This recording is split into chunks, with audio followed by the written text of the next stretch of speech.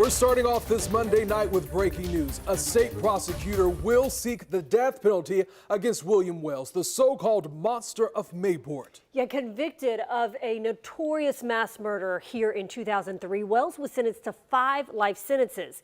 But as we first reported in July, he continued crimes behind bars. In 2008, he strangled and stabbed an inmate.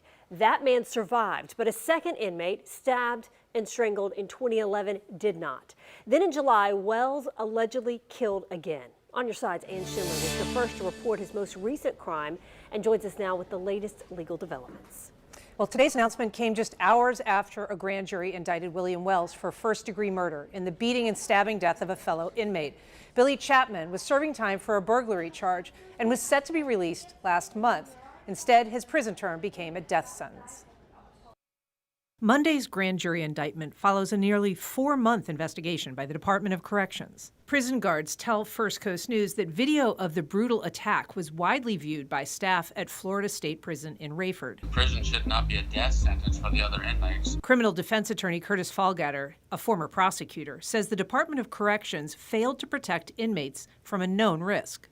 A person like that, they ought to have absolutely strict controls over him. You know, this is the third either attempt or murder committed while in custody.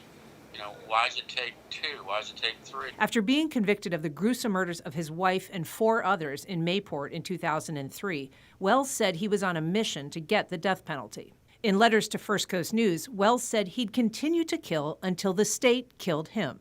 Today, State Attorney Bill Cervone told First Coast News that given Wells' extensive violent history and the fact that he's continued to kill behind bars, he sees no alternative. Sometimes there is just no other option. This appears to be one of those times.